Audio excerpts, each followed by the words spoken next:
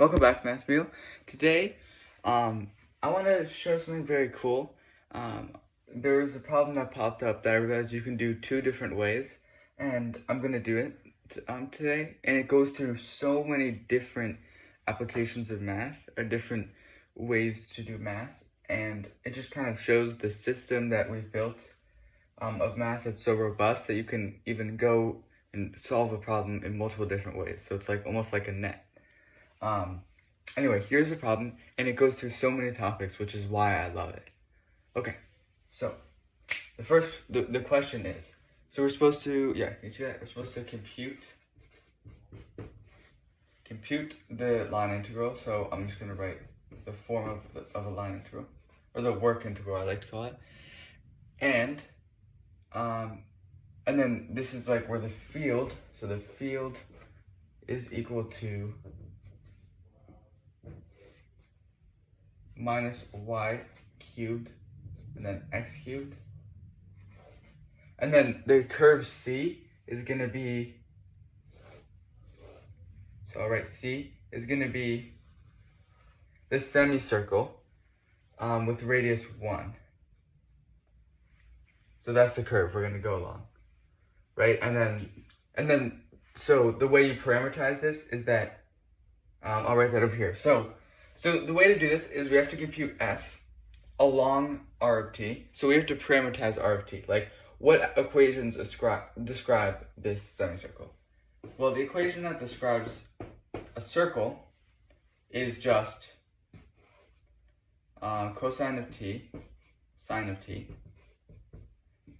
But this is just halfway around it. So we're just saying t goes from, sorry, it's a bit close.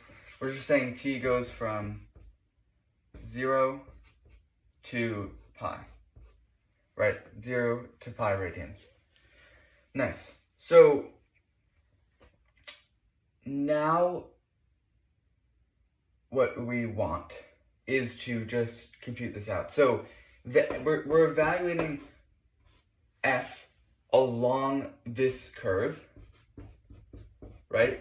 Which would be at all the points x is cosine t and y is sine t. So the first component is sine of t minus sine of t cubed, and the second component is cosine of t cubed.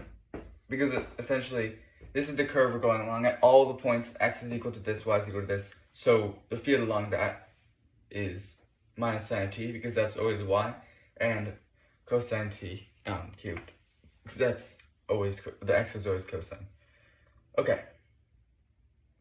So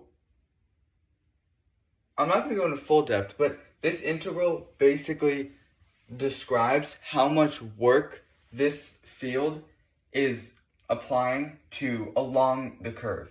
Like, if you were to flow along the curve, how much work would be put into that direction. And you can see the idea of work coming out in the dot product, because the dot product measures how much little drs, so little like tangent vectors, how much those are aligned with the field. So you're essentially, let's say this is the field, and you're saying how much it's aligned with this, and you're summing all of those up, the integral, over here. So you're essentially seeing how much force is being put into that direction, and then multiplied by these magnitudes, which encapsulates the actual, how much force the field is applying. Right, so now we can rewrite our integral. So we can do f, this is really f evaluated at r of t.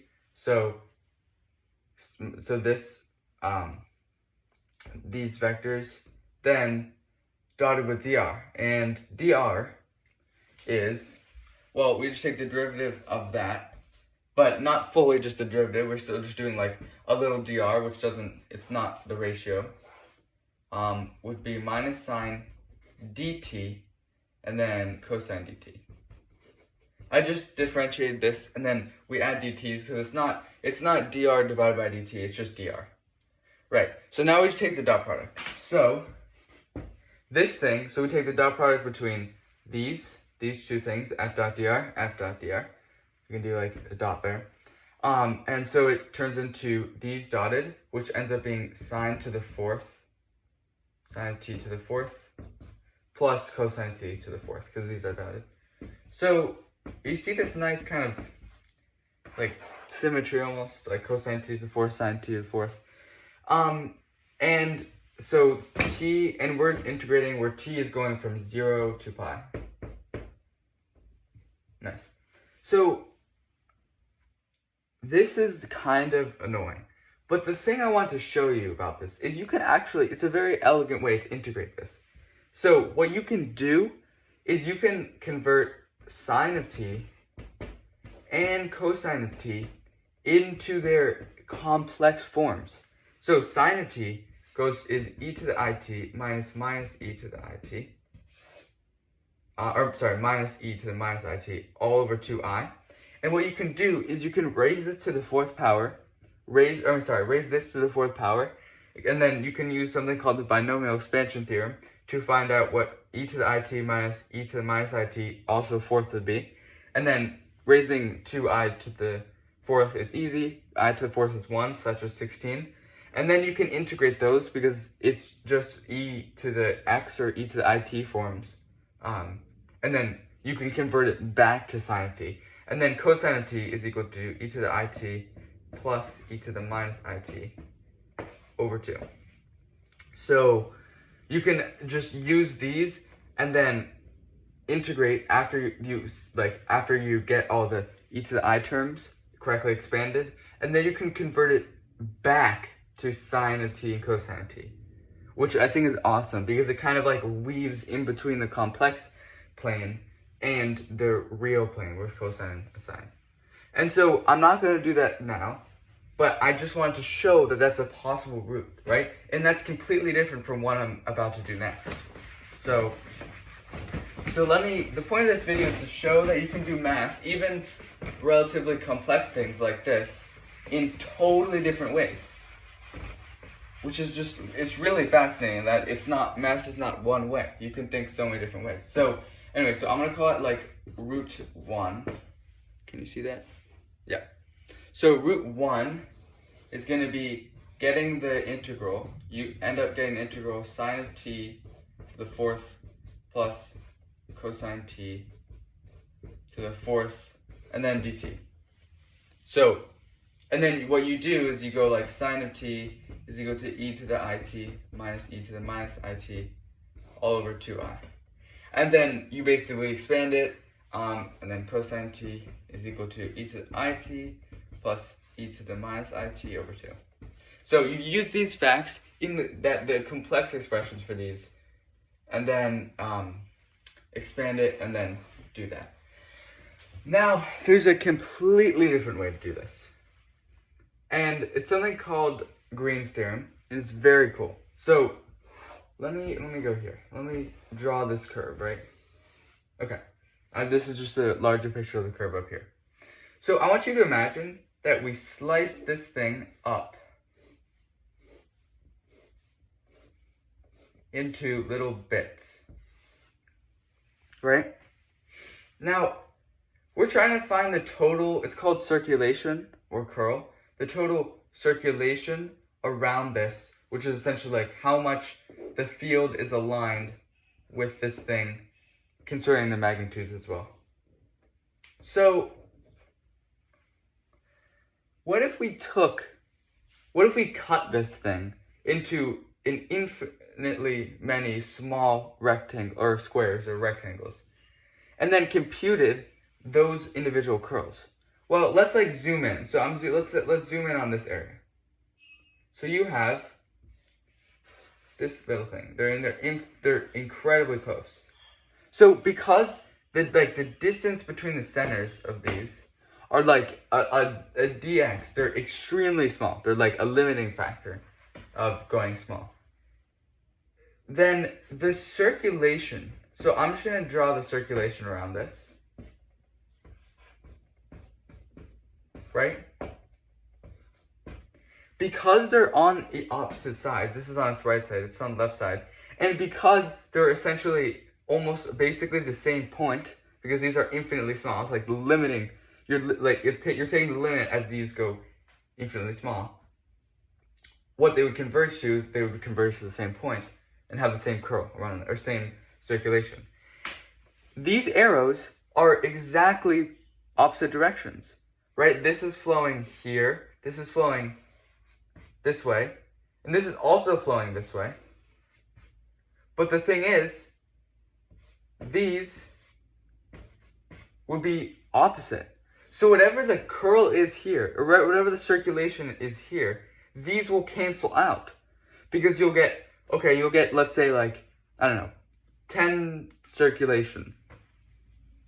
It was very small, but 10 circulation. Then it would be in the opposite direction. So the dot product would just be the negative of that. So it would be negative 10. So the whole total circulation is 0.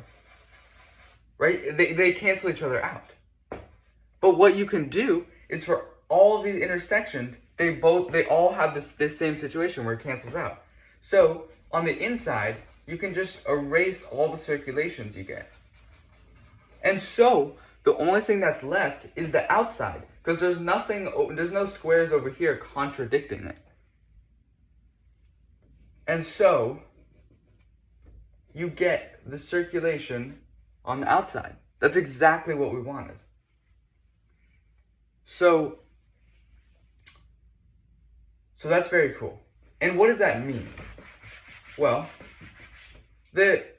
as we take the limit, as these the size of these boxes goes to 0, the circulation, or the circulation density, as we call it, is dn.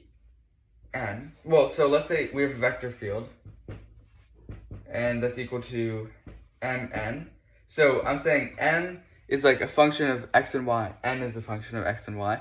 So that's the vector field. The curl density, so the circulation density, is as follows. It's the part, well, actually, it would be, a formula for it is the cross product between the gradient vector and then the vector field. But if you do that out, then what you get is you get dn dx minus dm dy. Right. So that gives the circulation density, or the how much. The circulation density is essentially the circulation divided by its area. So you're taking out the factor of its area. It's essentially something that gets multiplied by the area to give a certain circulation, which is kind of why we call it circulation density. Cool. So then, as we talked about before, what we can do is we can sum all those circulations, and we'll be left with the circulation on the outside, right? So that's exactly a double integral over the region R, and then it would be of this thing, there we go, and then times the little areas, right? All on the inside, it would cancel out, and it would just leave the outside, which is exactly what we want. So let's compute this for this thing. So this thing actually becomes, we have double integral over R. R is still the semicircle thing, but it's a region this time, not a curve, of dn dx, this is that, so 3x squared, minus dm dy, that will end up being plus y cubed, squared, and then dx dy. So that's where we are right now. But I'm just gonna put the 3 on the outside, and now we're gonna go into another side quest, because this thing is kind of annoying to compute in terms of region in the rectangular coordinates, right? Like, we would have to create a formula for the y and the x. But there's something called polar coordinates, which are perfect for the situation because we have it around it's a circle, and polar coordinates like arise from a circle. You have the radius and then you have the angle. And guess what this is? This thing is this. Oh shoot! This thing is, well, so we have x squared plus y squared. And what that is, we can rewrite that as the square root of x squared plus y squared squared. That's the same thing. But in polar coordinates, r is equal to the square root of x squared plus y squared. And so this whole integral just becomes 3 over the region r, which is now easier to describe, of r squared.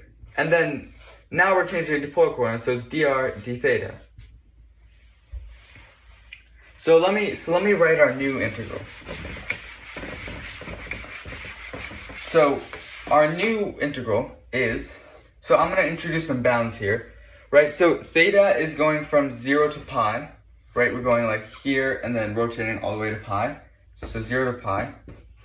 And r is going from 0 to 1 of r cubed dr d theta. So that's awesome, right? Now we can just do it. No. Unfortunately, we can't. Because when you convert from polar coordinates to, from rectangular coordinates to polar coordinates, there's a stretch that goes on, stretch and contorting. And so the areas of the polar coordinates don't accurately represent the area that we were originally in. For example, so let's say this is the r theta plane. And this thing would just represent, we would have from 0 to pi, and this goes from 0 to 1. And this would just represent the rectangle, right? This is essentially the area, and then obviously of r squared. But in our semicircle thing, in our rectangular world, this is what it looks like. And let me make it bigger. And what this corresponds to is little slices of theta, and then constant areas of, or constant, that this line corresponds to a constant r value. But as you can see, the areas here are stretched more than here. But on this graph, these are just equal rectangles. So you can see that some areas are stretched and some areas squished. Well, these remain the same values. These are all the same. I just can't draw right now. But so how do we account for this? Well, I really like to think of it this way. So where should I put this? Put this over here. So we want to multiply this rectangle, so this is the dr d theta rectangle, right? By the rectangle in the rectangular coordinates divided by the rectangle in dr d theta. So this is the this is the dr d theta, but in the rectangular coordinates. So if you multiply the ratio of these areas at any point by the rectangle, these will cancel out, and you'll just be left with this area, and that will be an accurate representation, and you'll be able to integrate in polar coordinates. So how do we do that? Well, there's something called, so let me leave a just kind of big idea that we're doing here is we want to find this thing. We want to find that, because then once we can find that, that will give us, these will cancel out, and that will just give us this correct area, the correct scaling factor. So when you map, we're essentially mapping from the rectangular coordinates to polar coordinates. And that's represented by something called the Jacobian, which is just a J. And what this is I'm just going to write it out right now. So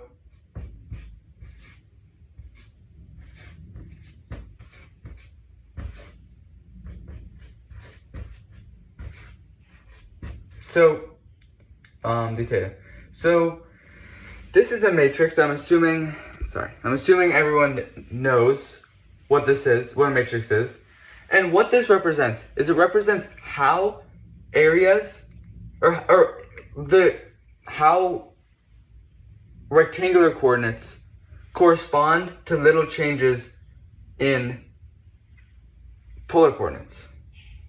So it provides the correct mapping from polar coordinates to rectangular coordinates. And that's exactly, we want to find the ratio of the rectangle to the area in the rectangular coordinates. So that's cool, right? This provides a correct mapping. It essentially finds how little changes in r and theta correspond to little changes in x and y, and what that looks like as a linear transformation. Like the matrix that kind of represents that change. So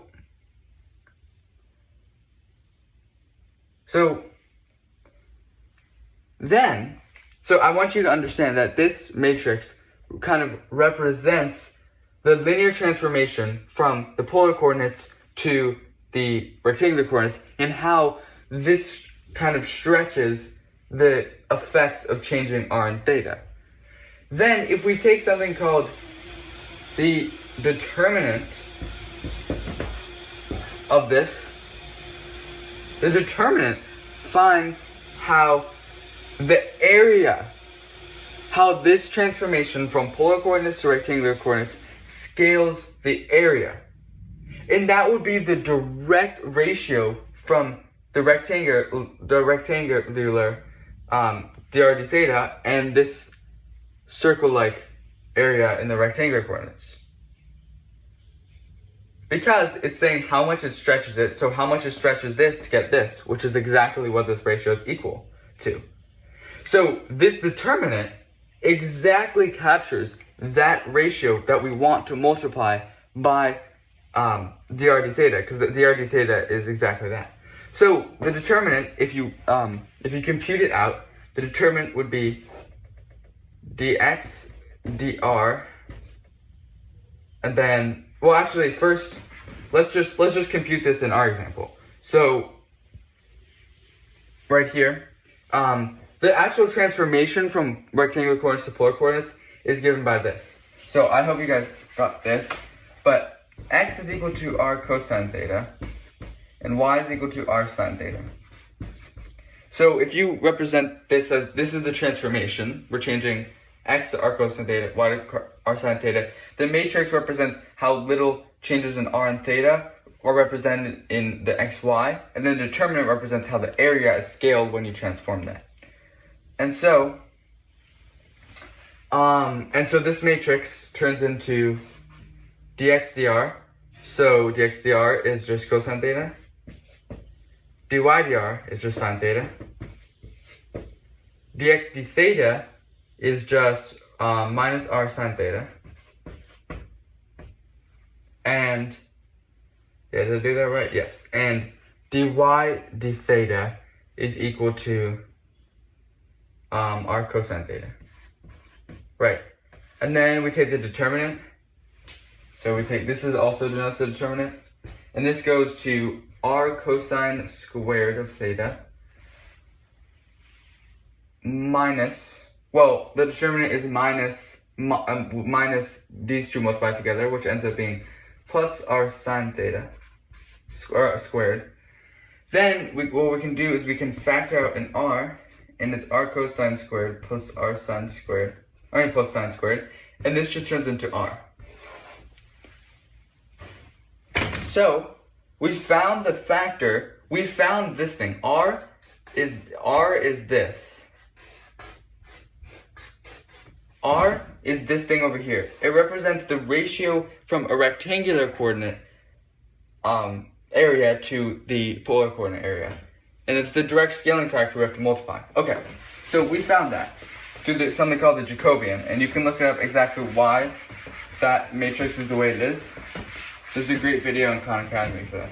Anyway, so now we have to multiply, so we have dr d theta, and we have to multiply this area, this is the rectangle, by that scaling factor we found to be r. Right, all that work to get an r. Anyway, so this just goes to r cubed, so this finally gets the correct representation of the areas of r cubed dr d theta. Now, if you integrate this, this is just going to turn into the integral from 0 to pi of 1/4 dr d theta. And then this is just going to turn, oh, sorry, I forgot the 3. There was a 3 there. And then this just turns into 3 times 1/4 pi, or 3/4 pi. Boom. So, great. So we just did that. That was a lot of work. But again, if you go to route 1, if you do this, you will actually get 3/4 pi, which is just so cool. They're absolutely completely, this one has the unit I in there. Like, that's just crazy. And that still gets the same answer, and this also gets the same answer. So it just kind of shows how you can think or solve problems in different ways, and it still gets the same answer. Like, this was completely different reasoning. Like, we integrated over a region, this we integrated over a curve, and it still worked out. So anyway, I hope you enjoyed that. It was quite a long video, but there's a lot to explain. We went through, if you want to search us on the items, we went through complex expressions of sine and cosine. We went through integration itself, that's the vital part here. Work integrals / line integrals. Then we did Green's theorem. Then we did the Jacobian, which is also related to change of variables. And then double integration, if you want to count that. Yeah. So, I hope you enjoy it. Thank you.